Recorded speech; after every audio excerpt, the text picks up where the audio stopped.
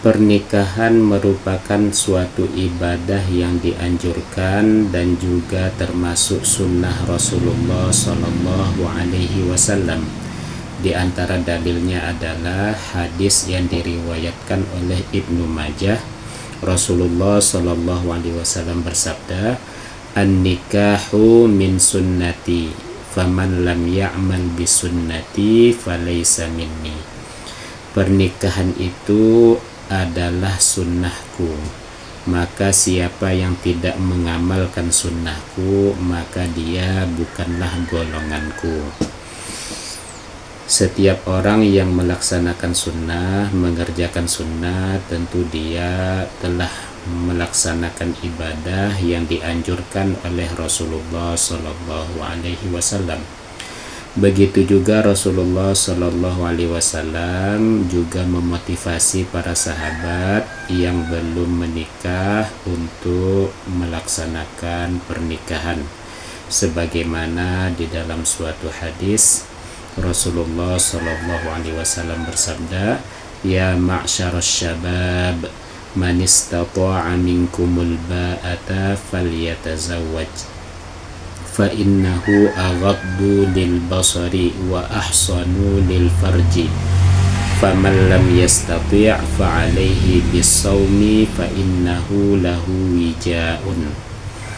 Wahai para pemuda, siapa yang sanggup untuk menikah, maka menikahlah, karena sesungguhnya menikah itu lebih menjaga pandangan dan kemaluan.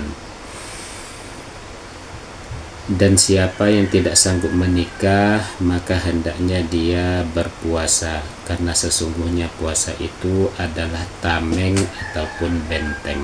Dari hadis tersebut, Rasulullah Shallallahu Alaihi Wasallam menjelaskan bahwasanya di antara manfaat dari pernikahan, bahwa orang yang telah menikah, mata dan kemaluannya lebih terjaga dibandingkan orang yang tidak menikah.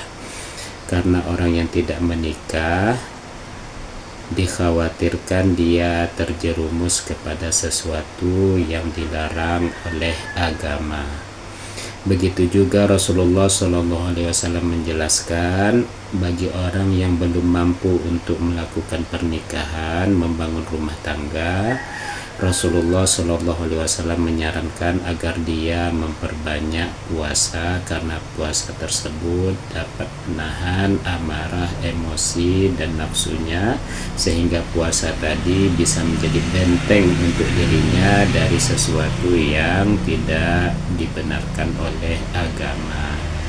Kemudian kehidupan rumah tangga itu tidak terlepas dari nilai ibadah jika pasangan suami istri menjalankannya sesuai ketentuan syariat dan karena Allah Subhanahu wa Ta'ala. Salah satunya seorang suami yang mencari nafkah untuk kebutuhan rumah tangganya, maka nafkah tadi bernilai ibadah yang sangat besar. Di antara hadis yang menyebutkan hal tersebut, bahwasanya Rasulullah Shallallahu Alaihi Wasallam bersabda, hadis riwayat Imam Muslim, "Dinarun anfaqtahu fi sabilillah, wa dinarun anfaqtahu fi raqabah, wa dinarun tasaddaqta bihi ala miskin, wa dinarun anfaqtahu ala ahlik, a'zamuha ajran alladhi anfaqtahu ala ahlik." Rasulullah Shallallahu Alaihi Wasallam bersabda, uang yang engkau nafkahkan di jalan Allah dan uang yang engkau nafkahkan untuk memerdekakan budak dan uang yang engkau bersedekah kepada fakir miskin dan uang yang engkau berikan nafkah untuk keluargamu, yang paling besar pahalanya adalah uang yang engkau berikan nafkah untuk keluargamu. Maka seorang suami yang mencari nafkah, dia berikan kepada keluarganya, itu merupakan uang yang lebih besar pahalanya dibandingkan hal-hal yang telah disebutkan oleh Rasulullah SAW. Begitu juga dengan seorang istri yang taat kepada suaminya, maka hal tersebut menjadi penyebab dia masuk ke dalam surga. Rasulullah SAW bersabda, "Idza shallatil mar'atu khamsaha wa shamat syahraha wa hafizat farjaha wa ata'at zawjaha faqila laha udkhulil jannata min ayyi abwabil jannati syi'ti."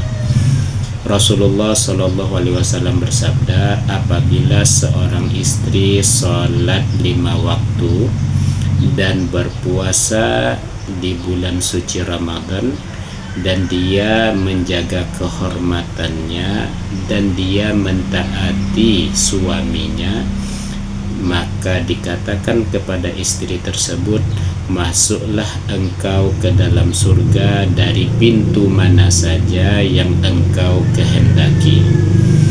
Dari hadis ini Rasulullah menjelaskan seorang istri yang taat kepada suaminya, yang menjaga kehormatannya, sholatnya hanya 5 waktu, puasanya hanya di bulan suci Ramadan, selama dia mentaati suaminya, dia akan masuk surga. Bahkan Allah Subhanahu wa ta'ala memberikan keistimewaan untuk memilih pintu mana saja dari pintu surga yang dia kehendaki.